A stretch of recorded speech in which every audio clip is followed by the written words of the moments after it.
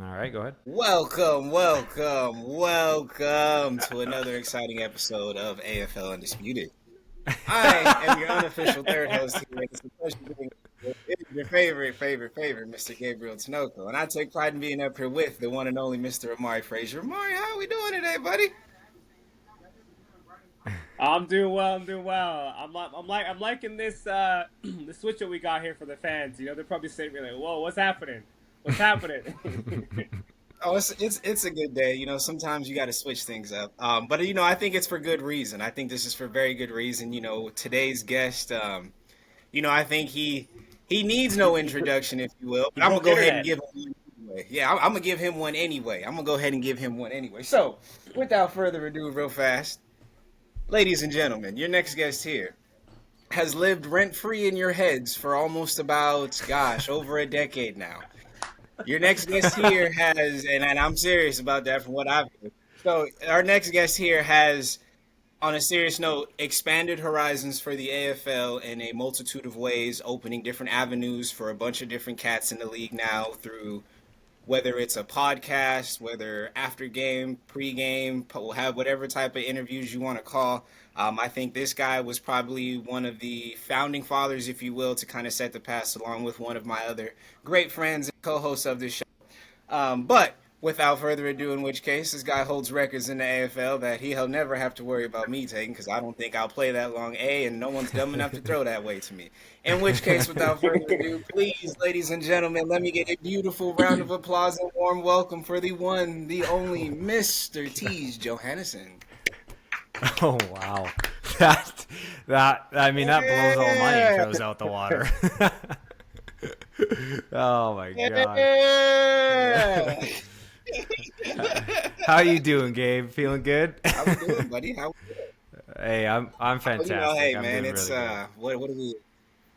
It's it. I'm glad to hear that it's God's day. You know, we're here, Yes, we're sir. living. I helped my dad with his car earlier. Didn't work out too well, but we're still kicking. We'll figure it out. The kids are doing good. Family's great. How about you and how's your little one? Yeah, she's doing awesome, man. She's just a blessing every single day. It's amazing to see the growth and the changes just every single day. She's smiling more. She's recognizing us. Her vision is really good. She sees me from afar, and it's one of those things where it's just every moment is a blessing. And now with the nice weather out, I've been able to go for walks and do that kind of stuff with her. So just I'm loving it, loving Oh life. yes. Being a dad is people told me it was going to be great, but you never can truly experience what it's going to feel like until it happens, and it's phenomenal, as both of you gentlemen would attest to, I'm sure. Oh, 100%, 100%. I'm grateful you're experiencing all that, especially being a girl dad myself. I kind of know some of the things. Every experience is different, but some of the things, if you will, I'm very happy you're going through, brother. It's beautiful. Fatherhood is lovely, as Omari will tell you as well. Fatherhood is a beautiful thing, man. It's a fun time, and man, like I think one thing we did today with Arden was we got his first pair of soccer cleats. He's gonna be starting soccer here in May, so I got a chance to like take him to the field, put some cones out, and like I was showing him like, hey, this is how you cut like by the cone, and he went through and was just stomping on every cone. So I'm like, Hey, okay, it's a start. hey, we're It's a starting start. off somewhere. Yeah. At least he knows that there's color there to do something with it. You know, it's a start. It's a start. Yeah, it's a start. And he'd pick up the cone and everything. I'm like, hey, you know what? This is day one. That's beautiful. Well, I mean, hopefully I get to get there soon with Lena. She's like I said before in our last talk together. She's enjoying playing with all different types of sports as it pertains with balls, baseball, soccer balls. She enjoys playing football with dad, volleyball with mom. So we'll see what she ends up picking up. But right now she's just kind of wreaking havoc, getting into anything and everything she can. And it's yeah, hmm we're at that stage right now. We're at that stage. But ladies and gentlemen, enough about us and our kids. Sorry, we can go on forever. However, in which case, we are here today in this odd setting, if you will, but I think very unique. We are here today for a very special reason. Mr. Teej Johannesson went ahead and broke the internet over this past couple days. with his recent change up in signing elsewhere to the wonderful Airdrie Irish, which I think, in my personal opinion, makes them a very competitive bunch. Teej, would you please go ahead and walk us through your decision and what kind of brought you to this point? Yeah, I think I've spoke about it a little bit on the podcast before, as far as not being sure what I wanted with the Bucks this year. For me, I'm a as I have probably proven over my 14-year career staying with the Bucks outside of 1 year. I've been very loyal to the program, to the team in some of the worst years. I live and breathe Buccaneers football. Bucks have given me so much in my life, from friendships to memories to experiences, that I will never, ever not cherish. And so this was weighing on me for a very long time. I told Paul's the chairman of the team there, and Paul's doing his best. He was left with kind of a mess from the previous kind of people that were in charge with the Bucks, and wasn't given a lot of help, and is doing his best he can, but just a lot of it, I think he's doing it on his own, and I don't think that's fair to Paul. But I did make it clear to Paul that, the last 2 years I was a player coach, essentially the head coach. Our head coach wasn't there a lot due to some family commitments, and our assistant coaches weren't even going to coach, but then came when they could. So it fell on me to basically run practices and run the offense and coach the team. And I was done with that. It's not something if I'm playing football, I want to play. I want to just be able to show up and play. I want to put 100% of my energy on being the best player I can be. And while I still had success in my last 2 years, obviously being an all-star in both those seasons and doing what I could on the field, but I don't think I was able to be the 100% best version of myself on the field. And I don't think anybody can when they've got the burden of also coaching. I think it's impossible. How can you give 100% of your energy to one thing when you're doing another thing? And I was clear with Paul that this was something that I needed to have coaches. I needed to have dedicated people showing up to coach the team so that I could just play and be the best version of myself. And unfortunately, he tried his best. No shot at Paul or the Bucks. They really did try, but they weren't able to find anyone to commit to coaching. And I had to be true to my word and true to myself and true to my family. And I just want to play. So I reached out to Kurt on the Gators and Anton on the Irish. Those are my two destinations that I would have liked to go to. I had about a 45-minute conversation with Anton on the phone, and when that conversation was done, I was pretty convinced that that's where I wanted to go. That's where God was leading me to go. Whether you're religious or not, I like to leave things in his hands, and he kind of directs the way. And I was struggling with it. I wasn't sleeping at night thinking about what I was going to do and where I should go. And I just kind of said, I would like to leave this in your hands, God. Show me something.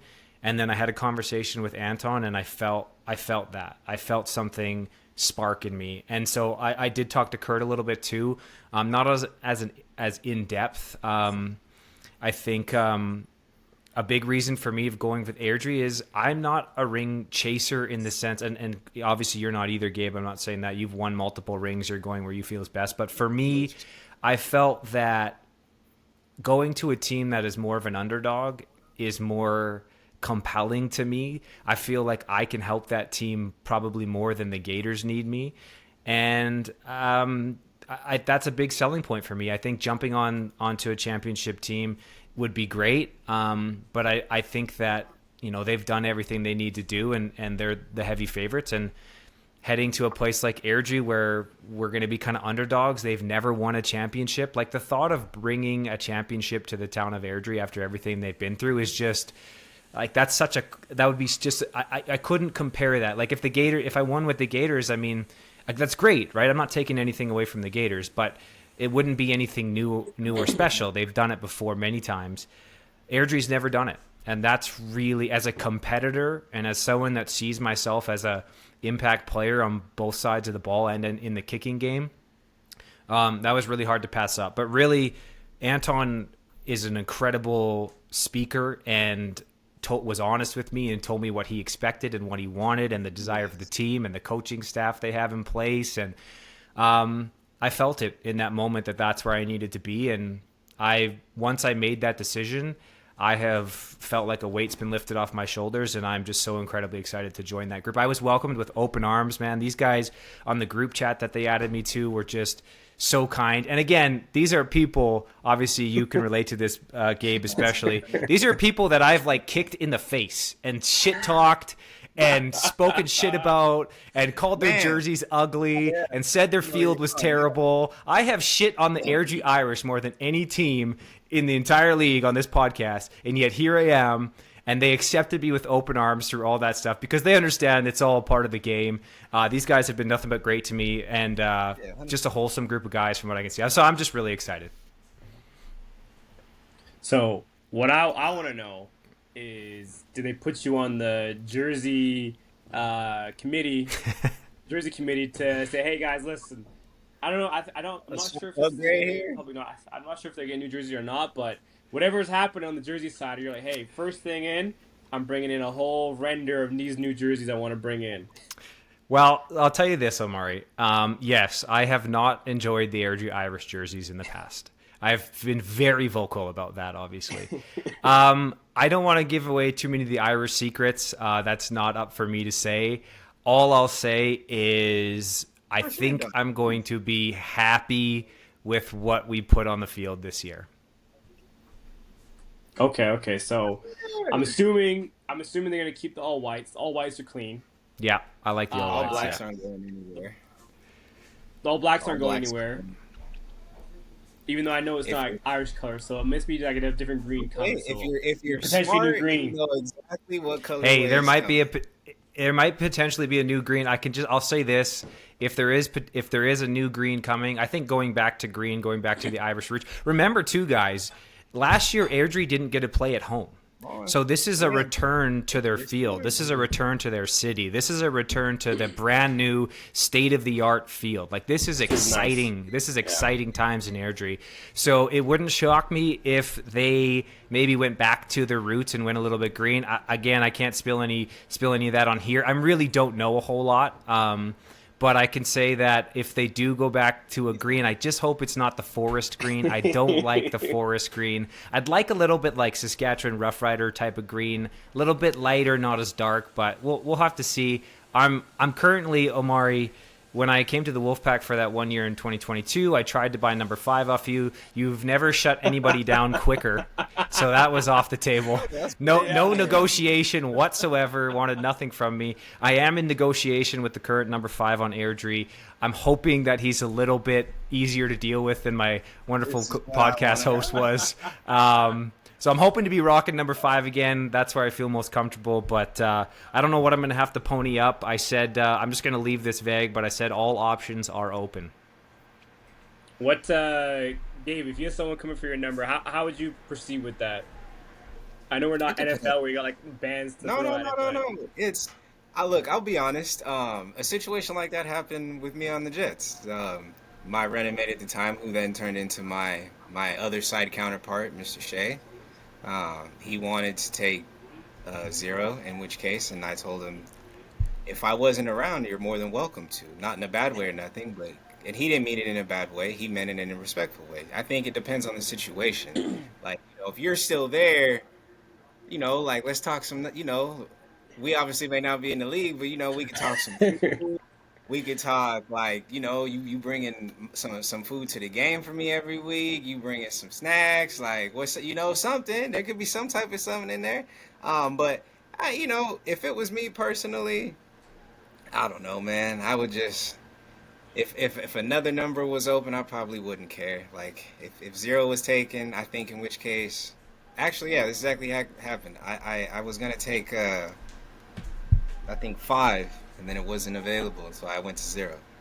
Mm-hmm. It was just, and I really wanted 5 because that's the month my daughter was born in. So, I got a fault question for you there, Gabe. But for nice thing for Teej, I know you can offer some Teej baked goods. Insert self plug here right now. Yep, superfood dessert, absolutely. But Gabe, for the Gators now, with you going to the Gators, did you get 0? I did get 0. That was Cameron Miller's. Miller was 0. I wanted 5. Yeah. You wanted 5? I wanted 5. Oh, we As got I'm three on the fives tail here. end This of my is career great. now, I wanted where yeah, I wanted to wear something that meant something for my daughter, as I'm just basically playing for her now in my last couple of years. So I wanted to get 5, but somebody has 5, so that's I was like, well, I'll just take 0 then, I guess, if it's available. And so then they just threw that, and I was like, all right. Of course, I couldn't get 2 because Kurt's 2, which Yeah. there How ain't no open were negotiation there. were the Gators to that number 5? Well, I mean, it was a quick conversation. I just, Okay, that's quick. Kurt asked, what numbers I was inquired or wanted, and at first I was gonna say 11, but then I was like, nah, I can't take 11. And then I was like, well, is 5 available? And then he was like, no, somebody does have 5, but zero's available. And I was like, all right, I'll just go back to 0 then. Like, it's no issue. Okay, okay. Thank you. Yeah, it was a very quick, easy conversation. Then me and him immediately started going on to scheming and stuff. It happened fast. It happened fast. I was just inquiring. Oh yeah, it happened fast. But yeah, ironically enough, he knew I did want 2, but as I also did mention, he knew too. Ain't no way I'm getting that from him. So yeah, but So with oh yes, go I ahead, was gonna Omar. say, so I was gonna buy back to Teej here now. So what position are Yes. you gonna be playing now here with Irish? Is it gonna be more defense, more offense, bit of both? I know Anton's gonna be scheming up with you wherever he wants to put you, but where do you feel that you'd be the most effective? Well, I mean, I think I'd be most effective playing both ways all the time and kicking. I mean, that's if it's I've been, the first. I'm actually, a lot of people don't know this from my AFL, but I was a receiver my whole life. So when I went and played from the time I was 8 years old all the way up, I played receiver, played like part-time defense. I played receiver in junior when I went to the Huskies, started as a rookie receiver, and I've always been a receiver. Then when I came to the Bucks in 2010, at that time the Bucks were all like fair play and blah blah blah. The veterans get playing time. They weren't really about winning and putting a competitive thing on the field. So they're like, I don't care how good you are. We have like 20 receivers. You're at the bottom of the depth chart, just because that's how they did things. So I said, well, how many DBs do you have? And they said hardly any. So I said, okay, well, let me play DB. And the rest is history from there. In 2018, I started going both ways again. And getting back to receiver, and I've done that ever since. I think, I told Anton, I said, I'll go wherever you want me to go. This is he knows me. He's coached against me for a long time. He's played against me. He understands what I'm capable of. I think my primary position, I know my primary position will be receiver. That will be what I'm focused on the most, and I think that makes a lot of sense. With the crew that we have there, right? Like we have Vardo, who's a top end receiver in the league. We have Sagan, who's a top end receiver in the league. Apparently, there's a couple other guys who are pretty good, and we've got 3. I haven't seen them yet, but 3 quarterbacks that are all apparently have some good potential to get us the ball and to do those things. So I think having those pieces in place and then adding me does a lot, because when I play that inside slot position, if we're in single back, or play that wide side slot if we're in double, but specifically that inside trips receiver, that puts a lot of pressure on defenses, right? So you have to decide, do you want to play man against me with a linebacker, or B, which is never going to work, or B, are you going to just play zone on me all day long? Well, the problem with playing zone on me is you have to respect the deep ball. So I push the defense back, which creates opportunities for other guys underneath. So I think my mere presence being out there on the field does a lot of things for defenses that they have to account for. So I think it makes sense as a whole. But at the same time, of course, corner, like that's my love position. Like I love playing corner. I think playing, as Gabe can attest, like people don't understand. And I get upset about this all the time, right? People think that the strong side corners where you put your worst DB and he's just out there floating. No. If you have a good strong side corner, he disrupts the game by himself. When he can take away, when you don't know if he's playing flats or deep because he can play both at the same time, you have no idea what's going on. When you've got a guy at the strong side corner that can read the play and react to the play and come up and contain properly and hold the edge properly, you've got a guy that can change the game. When you've got a guy on the strong side that can get over top of those slot backs and still, if the ball is thrown outside of him to the wideout on double goes in zone, can turn and make that play on the wide receiver, like that's a guy that creates havoc in the game. And that's what I believe I am. That's what Gabe is as a strong side corner. And that's why nobody throws those ways anymore. So when you have a guy that shuts down the entire strong side of the field and teams don't want to throw there, not just to the wideout, but to the slot backs as well when we play over top of that, even when we play man, I know I can't speak for Gabe, but I know when I understand that when I play man, the strong side wide receiver is the worst receiver on the team. So I don't even have to pay attention to him. I can look at him through the corner of my left eye and just run up the field, play man against him, and also play man against the other guy, right? And Gabe does the exact same thing. I know that. So this is something that that's a bone that I have to pick with people, not understanding the value. Exposing everybody's secrets. Yeah, I expose it exactly, right? It annoys me, Gabe, though, that people have no idea the power of having an elite strong side corner, right? So I do want to play a little bit of corner. Anton knows that, and I think you'll see me there. And of course, I'll probably do a lot of kicking as well. So receiver is the main, corner when they need me, and kicking as well. Your specialty punt rollout. Yes. Yeah, yes. I haven't forgotten. Yeah. The fake punts. I'm about 14 of 17 in my life in the AFL on fake punt conversions, and about 13 of those 14 completions are to Xavier Lawrence, who's now Gabe's teammate on the Gators. But if you ever run into X, just ask him about me and him on punt. It's actually unbelievable the success that we've had together on the punt group. All right, yeah, I'll definitely be sure to ask X that the next time we talk. We do talk quite a bit. Like I said before, he's always asking about tips and pointers. So yeah, I'll definitely ask him about that. Though I've seen the film. Don't worry, I've seen the film. So, I can attest to it. Yes, they are pretty damn good together. But okay.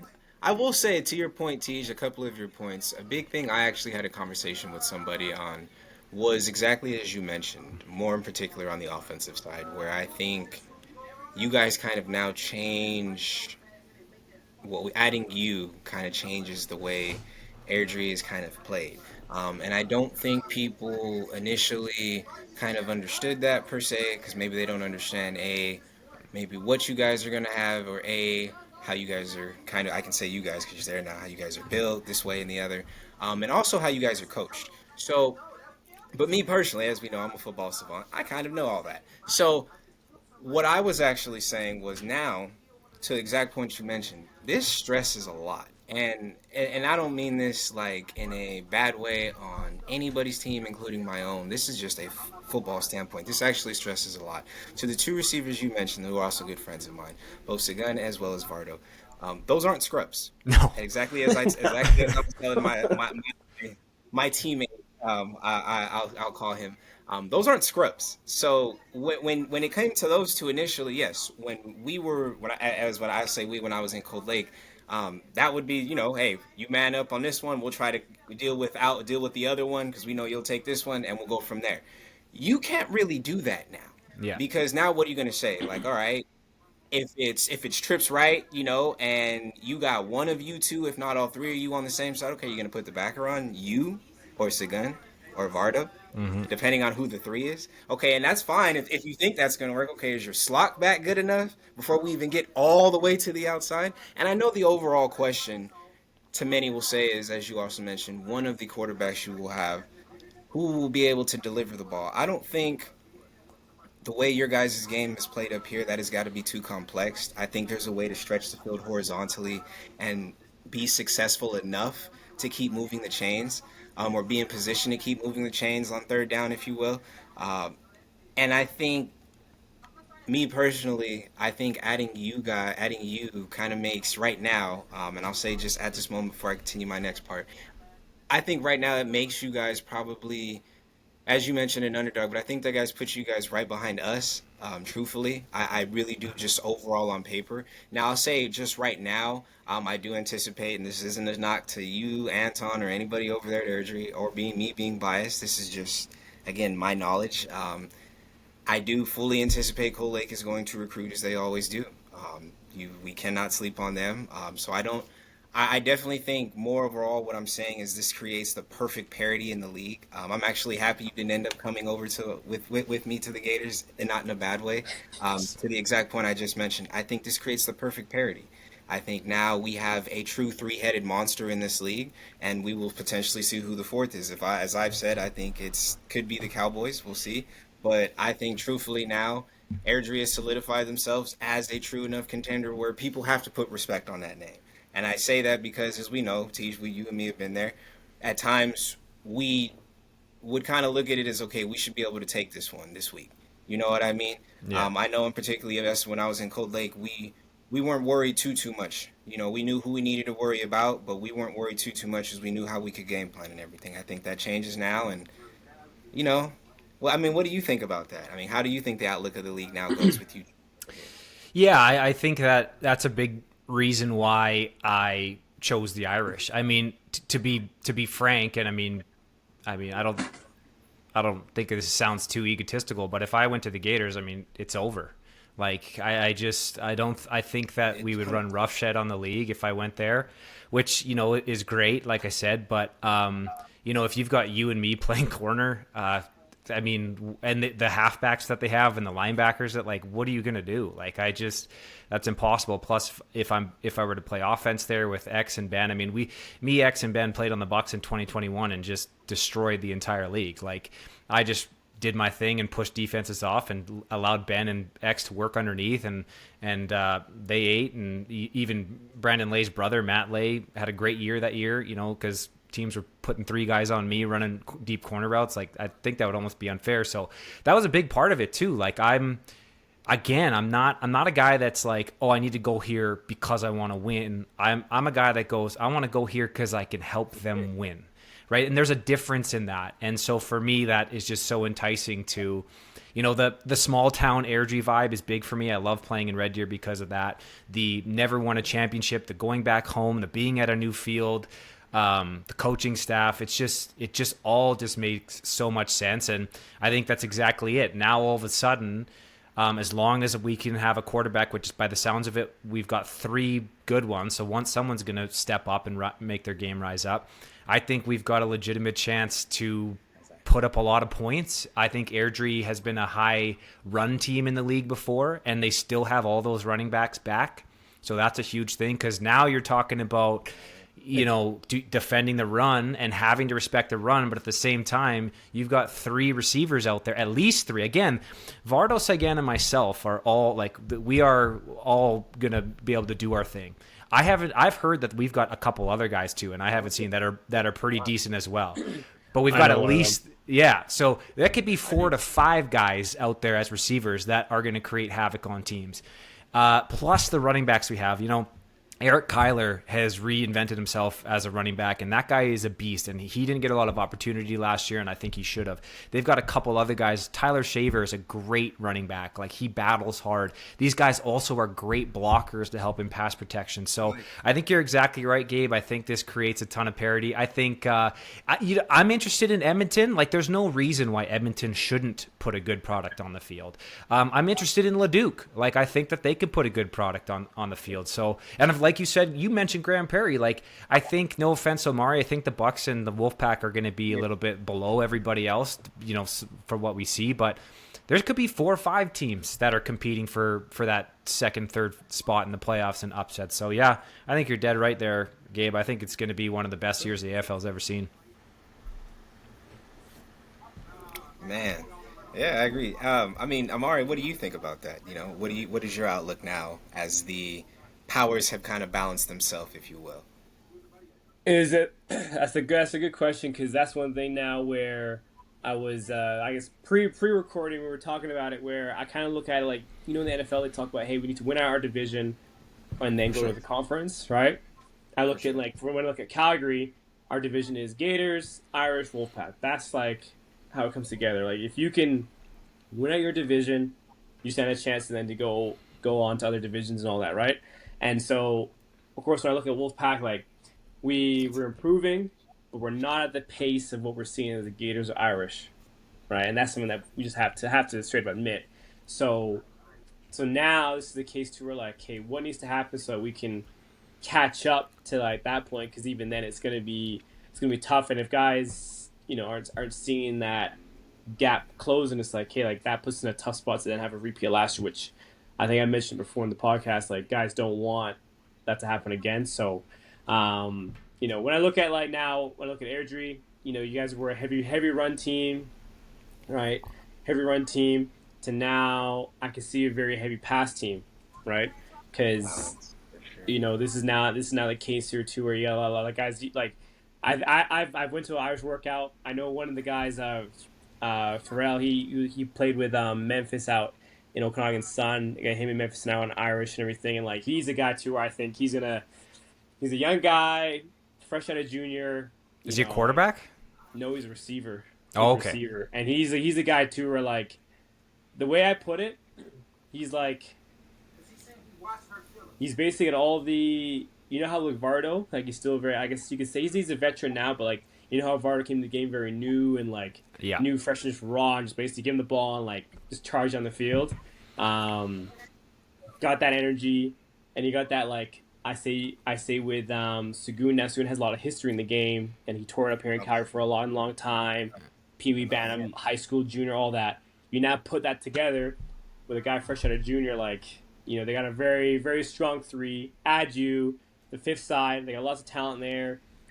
Could be sparks, you never know. Man, it's gonna be a good time. So this is kind of like a thing now where, I'm interested in the flip from a pass heavy run to now a heavy pass. And I do know the coordinator who's there, a good coach of mine, Tim Kears, who's the coach there and everything, and he knows football. He's gonna get you guys open and everything. They're definitely gearing up. So this is kind of now where Irish looking deadly, just on the scheme side, and then I know with us Wolfpack, it's going to be tough to compete with that. So for the Wolfpack players who are listening to this, hey, we got to step it up because we got 60 days here to like get ready for our division, right? And we're going to go to Cold Lake too, which is a whole other topic, right? Opening game home in Cold Lake, like we've had that happen before, and it hasn't been the best for us. So there's a few wake up calls, but this should be a wake up call for everybody else here. Omari, tell me a little bit about Tim Kears. I've heard a little bit about him. I want to know some more. What do you know about Tim Kears? Because I've heard, I haven't met him, but I've heard about the coaching staff there, and I've been told he's like you said, he's a very smart mind. Yeah, very smart football mind. I guess my history with him, he was our assistant head coach when I was with the Colts, 2014, 2017. That's the realm I know him there. All different roles, like special team receiver. I know he was the head coach, so we'd help out like on like field special teams things, but like knows receiver. Played NFL, played CFL, like he knows what he's talking about. Played NFL, wow. Yeah, played NFL and CFL. Loves to stick to the fundamentals, which I find like me being coached by him. He's a guy he's gonna tell you if you're wrong, you're wrong. You need to do it better. He'll tell you straight.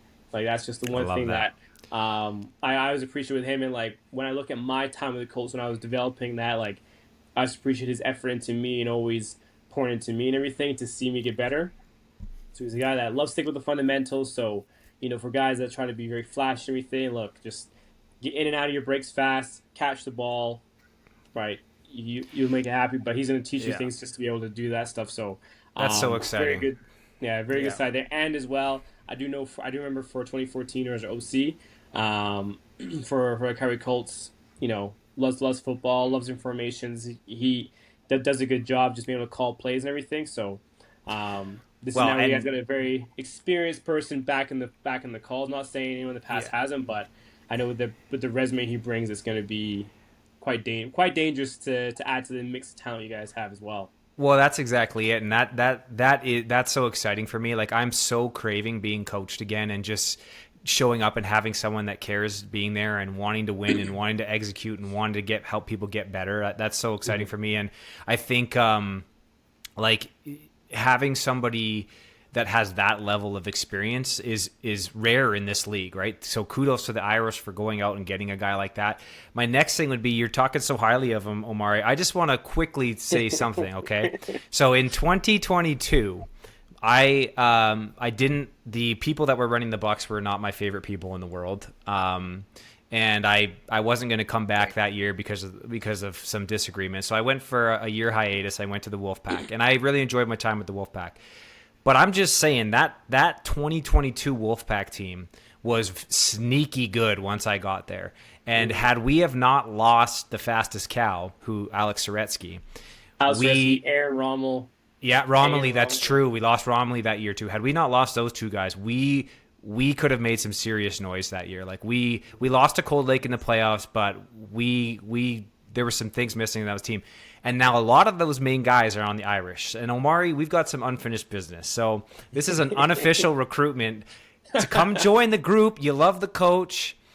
Yeah, we kind of. I mean, this could be something special. So something to maybe think about if things don't work out at the Wolfpack. What do you think about that? It's got to be tempting. I mean, Omari, before you say something, that's actually what I wanted to lead to. I mean, and this is no offense. I mean, I come again. If there's anyone that understands being a homer, loyal to the soil, all that good stuff, staying in for something for too long, and all that good stuff, it's me. Not in a bad way or anything, or shots thrown. I've been through multiple different avenues in my career. I get it. I don't know, man. You don't think maybe it's time to, because you was talking a lot, like, you would want to be coached by bro again, like at some point in your life. Like maybe it's time. Like you on a serious thought though. You've never thought about maybe, because I know as we talk preseason and everything prior to getting back here on our podcast and really getting football real going, we did talk, you and me specifically, and you did say you were exploring options. You never really thought about maybe actually giving a new home a chance. I know you're back where you're at, but you didn't actually think maybe whether it was out with the Gators when you tried with them, or maybe it was over with Airdrie when you tried with them, or if you would have gone anywhere else, you don't think maybe it would have been a good chance to maybe try a new avenue this year?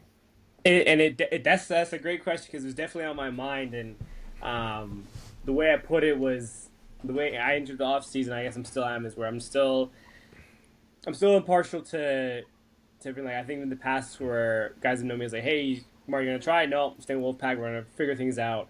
Now we're at a point now where, like, okay, like, I'm not keen to doing the same thing over and over and over. So this is now where I'm really pushing the limits of, like, hey, am I gonna stay Wolfpack? Am I gonna look at other options? I did go to Irish workout. I went to Gators workout. I think I went to 2 Gators workouts.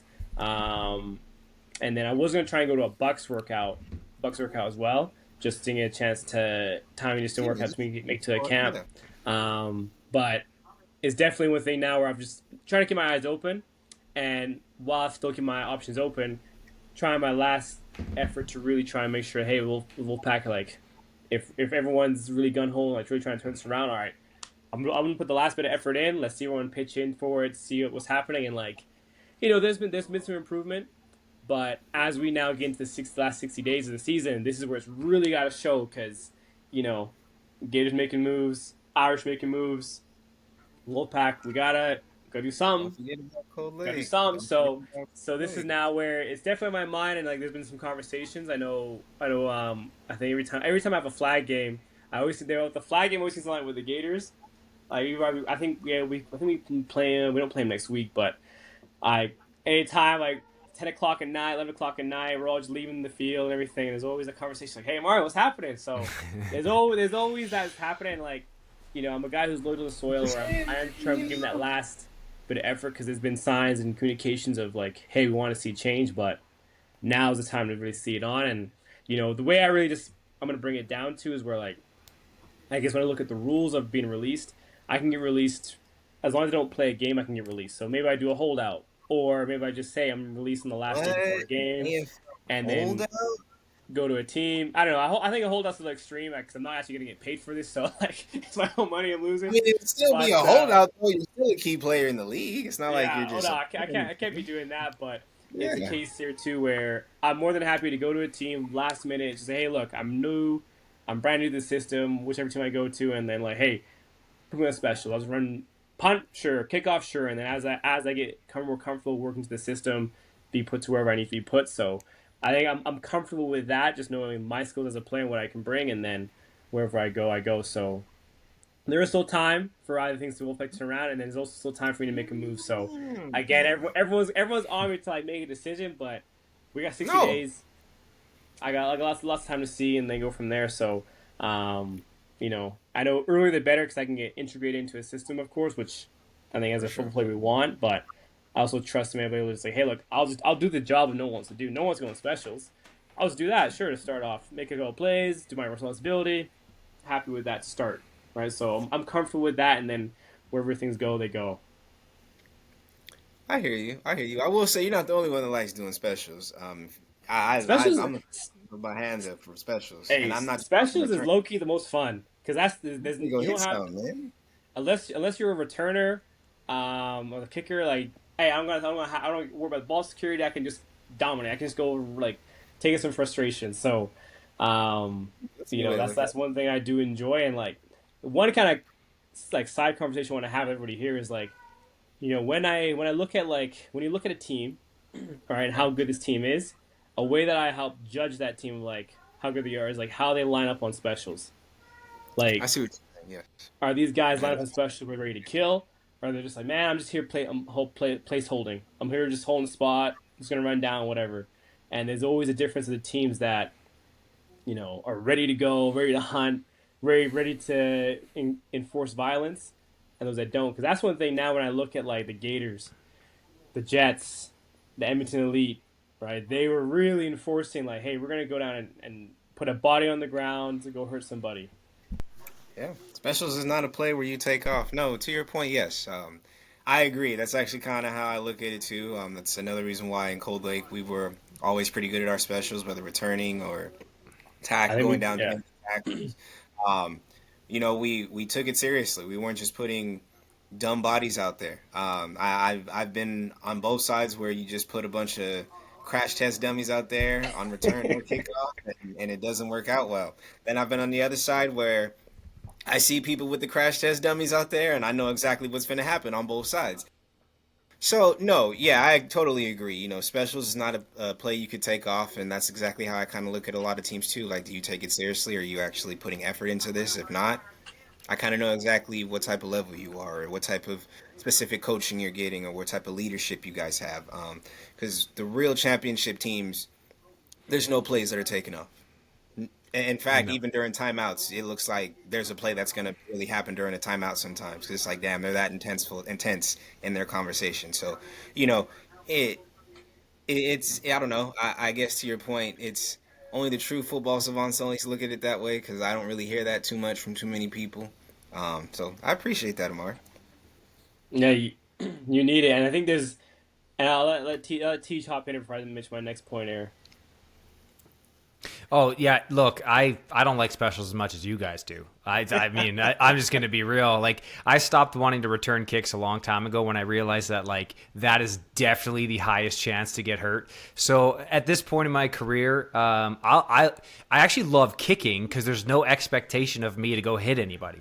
So I'm not a big fan of what you guys were talking about. I mean, Gabe wants to run over people and get returns.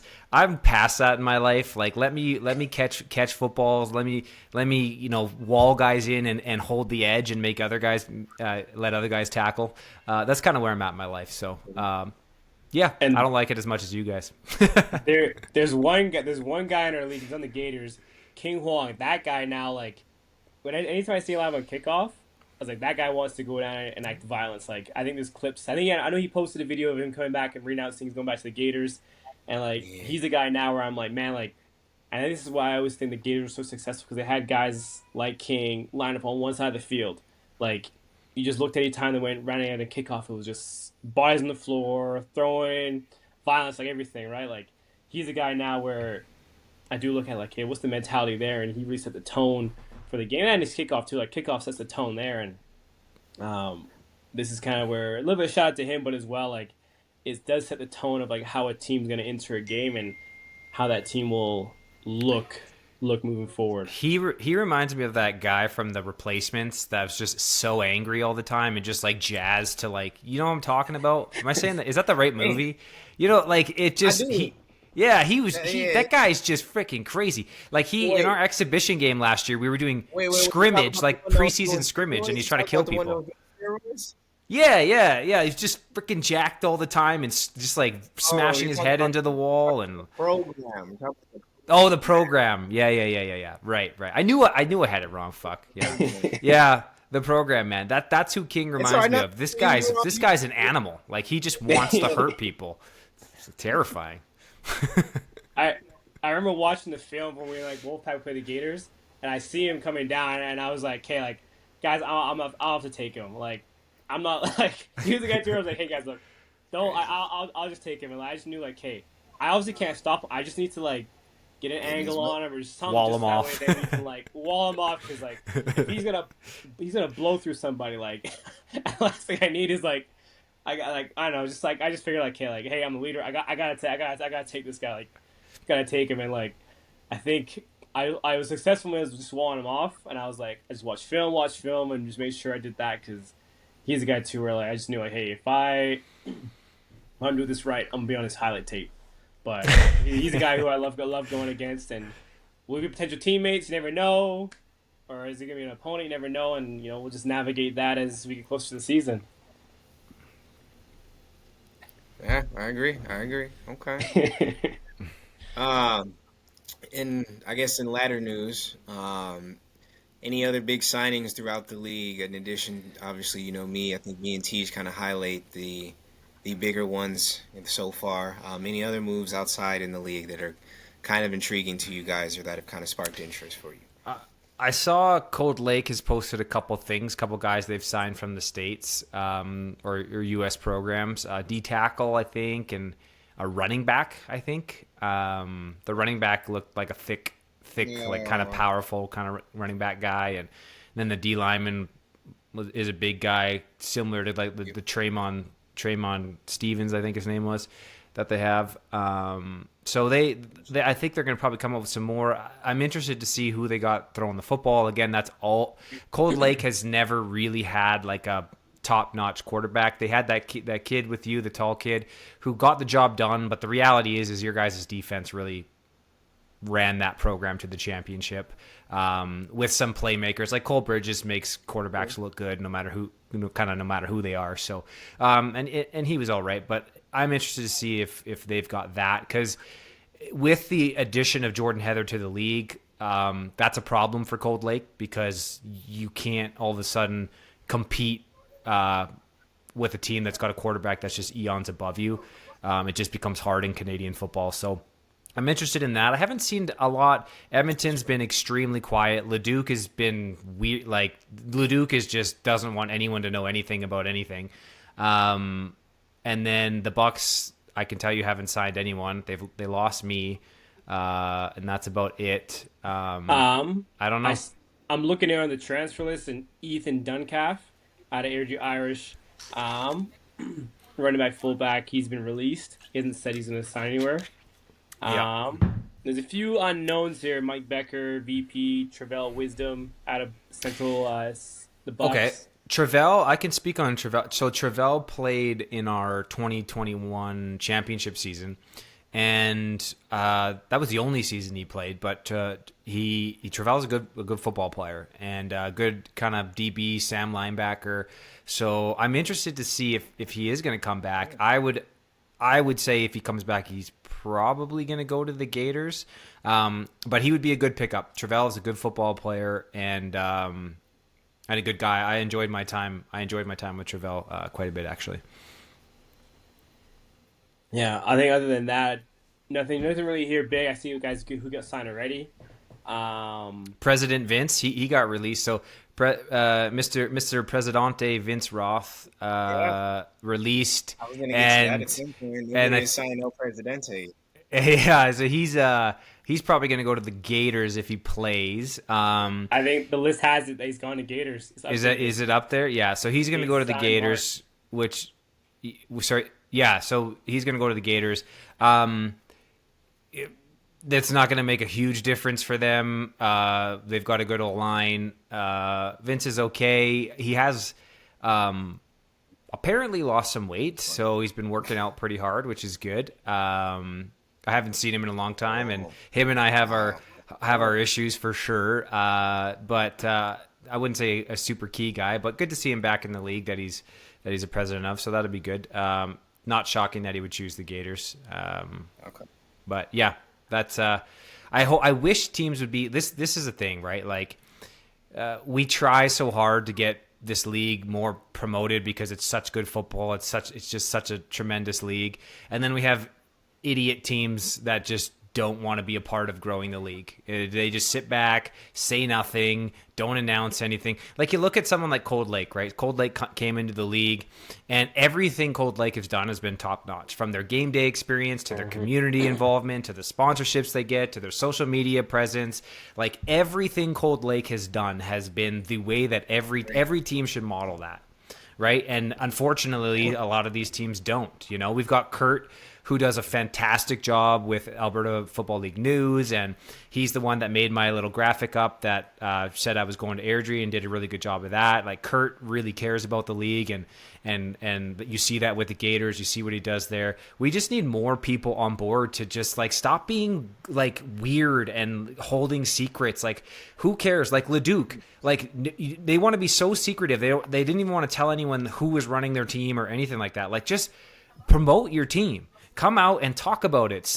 Get people excited to come watch your football games. Like we have to have a standard, I think, in this league where like you have to post on social media at least once a month, like to promote your team and promote the league. Like it's ridiculous that some of these teams just sit on their ass and do nothing when you have other teams like Cold Lake. Like it's not even hard.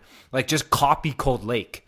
Like go to their games, see what they do, see how they work on their social media, copy them. It's not a difficult thing. I'm frustrated with the Bucks in recent years because the Bucks used to be all over that stuff. We were doing community events, and our social media was great even in the early days.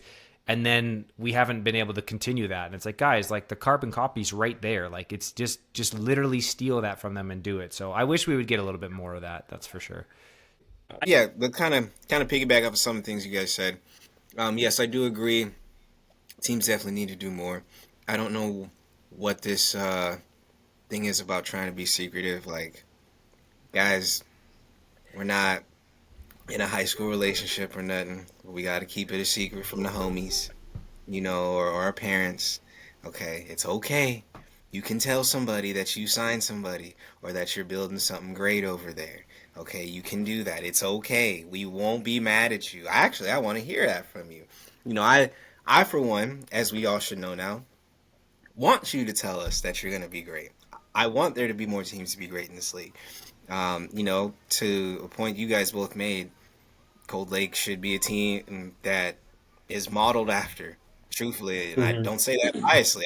I say that truthfully. From being in it as long as I was, I seen it firsthand, helped with it a lot. There's a lot you can do and get done and create if you just put your minds together and just start working together, guys. It's not hard. One thing I definitely got to say, though, to you, Teej, you can feel how you can. You both can feel how you want. But do not sleep on my boy Provo that year we won the Natty. My boy did it every. Okay. No. So. Okay, let me walk that back. Okay, I gotta walk that back. Provo, no, I love Provo, and Provo was a great quarterback, and that's definitely a misstep by me. Provo was very, very good, and it's super unfortunate that he got hurt when he came back for you guys last year, because obviously that would have made it so much closer for you guys with the Gators. So yes, Rayshawn, you know, he's a great quarterback. He's a great dude. I love talking to him. So Rayshawn, I know you're listening. I apologize. That was a little bit of a brain fart there. Of course, you've had Rayshawn. Outside of Rayshawn, they haven't had the quarterback that I think is 1A, but Rayshawn does some things that are amazing. I was gonna say, because I was like, boy, we're about to get a text. No. I mean, he didn't know where he did. He didn't call or nothing. I'm just playing. Imagine he was. No, that was just, and I wasn't being a homer. I would be beyond myself if I was to sit here and say, although you guys aren't wrong, yes, our defense carried our team every year I was there. And that's not in a bad way. We just were a defensively ran team, but we had a good offense. We've had a good offense the last 2 years. We had a great offense my first year. We had a great offense. Yes, it took them some time. I know people will say, "Oh, well, they didn't do this." Like, okay, look, last time I checked, it takes defenses way less time to come together than it takes an offense. Any real football mind knows that. So it took us 2 weeks to really come together as an offense that year. Okay, great. Last time I checked, Provo was averaging at least 45 a game for us. So whatever he wasn't doing right, gosh damn, if y'all really want to get on my head for that, I will say yes. Okay, No, you're right. He's probably an athlete playing quarterback to what a lot of people will say, but he's a damn good athlete that played quarterback for me that year and then last year before he got hurt. And so, yeah. That's not saying that you said that, Teej. I got a lot of naysayers out there that try to knock my boy, and I can't let that happen because No, you can't. That was just a forgetful moment for me. Not. I was just thinking of I was thinking of the tall kid, and then I was thinking of the guy before you got there, Gabe. They had a guy that used to play for the Vandals. His name was Mike, I think. And he could chuck it a mile, but he wasn't. Again, he was very similar to the tall kid that you have. Rayshawn was a game changer in the way that, like, he wasn't a quarterback, right? Obviously by nature, but he went in there and his vision and understanding of football was unbelievable. Like the way that he would read coverages and see things, and like, and obviously from reading quarterbacks, like I can see it happening on the field. His thought process, like he could do the underhand stuff, the sidearm stuff, like all the stuff you want. He could move in the pocket and he could chuck it. So yes, Rayshon was great, and you guys had a great running game that year too. You had a good running back. So yes, we had definitely been some good pieces there. Yes, for sure. But yeah, no, I and also to kind of go with some things both as we were all talking about. I definitely think there's been some good signings. I wish more teams would post them. I'm very fond of the Irish's moves as of recent. In addition to Teej, I'm also very fond of Cold Lake's moves. I've also known they were going to do stuff like this just because that is a place. They have great recruiters, smart recruiters, and veteran recruiters that just know how to get people and not just like getting people, but get people out, help people get to the next destination. Which why wouldn't you want to go to a place like that? So I think Cold Lakes made a lot of good signings. I know we over here at the Gators aren't done making some moves, as you guys seen. We made a big one. So we got the big fish back, the big dog back. He's back. I can't wait to share the defense field with him. We're gonna get after it together. So there's that. But I definitely think we're growing into a solid parity. I hope, wish, and pray that there will be a time, as you were saying earlier, Tej, there could potentially be 4 to 5 teams, vying for a spot. I hope we're still playing in the league when there are 4 to 5 teams actually vying for a spot. I don't want it to just be the same. Granted, I don't mean this like there can't be, but I don't want it to just be the same 2, 3 teams that are just always, at the top. Let's get some other ones in there. Let's actually make it fun. Let's as great as we were at Cold Lake. I'm sure the parody of everything was great to watch us get knocked off, and not in a bad way. Just it grants like, okay, we have a chance, we can do some things, it's not just a one-legged race. So I think it's been good. I think there's been a lot of good signings. I think the teams are creating a lot of good parity. I will say, I think now the big news we'll be waiting to see is exactly what happens with Mr. Omari. One thing I was not anticipating, and I can go ahead and say this now, that it's been talked about as we came into our late but early pre-production meeting. I had briefly heard you mentioning something about that, Mari, and I think of everybody, you're one of the more respected guys in this league, to where a move by you wouldn't even raise any concerns for starters. I'm not saying that's an issue for you or anything you're worried about, but I think everybody would respect that for A. But for B, I definitely think you're also one of the sleeper players in our league. I said this to you last year. I definitely think you get you a decent O-line and some decent pieces on the outside and throwing the ball to those pieces, you become a focal point to where teams need to start planning for you. And I think unfairly to you, you haven't had too many opportunities. You know, there was that one year when I first came in where you and Teej were together at the end there, but you haven't had too much of that. You know, outside, well, then not the year after with Sereski a bit, but still, you know. I think if you were to go somewhere else where you would be able to be used properly, you know, and efficiently with more weapons, I think I don't know, maybe that team may be, you know, a solid contender or not just that, bro, but for you, I think it'd be good. But I think that's probably now the big news we're all waiting to hear. I know I'm waiting to hear. I definitely need to know.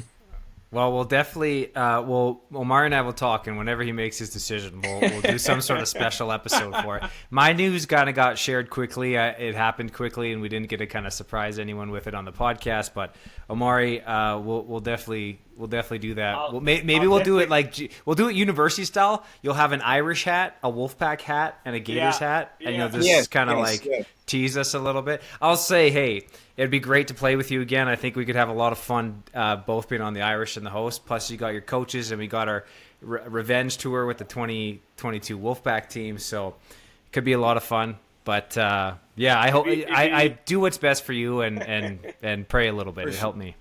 I've been thinking about this, like, in the sense of, like, how would I reveal it? And I've been, like, seeing how some of these, like, college teams have, like, their cameras, social media team do, like, the uniform transformations. And so I'm like, oh, like, how do I do that? Like, would I get, like, a Wolfpack jersey? I need, like, what jersey? And whatever team I'm going to jersey, and then, like, do, like, the transformation. Maybe I do, like, the Star Wars, like, get, like, Star Wars banner or, like, audio in the background. I don't know. I've had a few ideas how I want it to come out. Order 66. I would make sure it'd be, like, a little build up to make sure we get the clickbait and all that. That's great. Okay, boys, I got to get going. I got to feed my baby. So, Gabe, closing thoughts to you. Close us out on the podcast. Thank you for doing this. This was a ton of fun. We will definitely do this again in some way or fashion. So go ahead and give us the closing word and close us out. Well, I appreciate you, gentlemen, for allowing me to do this. I hope we get a lot of good downloads from this episode. It was a lot of fun. And yes, I would like to do this again. Hopefully we can. But great to talk with you both. Thank you for all of our listeners. If you're ever interested, we would love to hear and have you guys as sponsors if there are any out there. You know, it is a big time for us. I can say us because I've spent a lot of time here with the boys. So you can. We've made good strides, but you know, we just need a little bit more help to help us continue to make more strides, and with your help we can definitely get there. So please don't hesitate to reach out if that's something you guys have ever thought about doing. Please reach out to Teej, please reach out to Omari. If need be, please reach out to me. I will definitely get you guys to them. Please don't hesitate. But we love you guys. We look forward to hearing about all the upcoming news from all you guys, all you teams. Please stop being secretive. And more over anything, God bless you guys. Please be safe. Hug your families. Love your families. We'll talk to you guys soon on the next episode. I probably won't be here on the next one, not in a bad way or nothing. It'll be back to your normal co-host. But thank you again, in which case, for allowing me to be here. We love you guys here at the AFLU. And more importantly, have a great one. Awesome. Thanks, boys. That was a lot of fun. We'll talk soon. All right. See ya. See you guys. All right.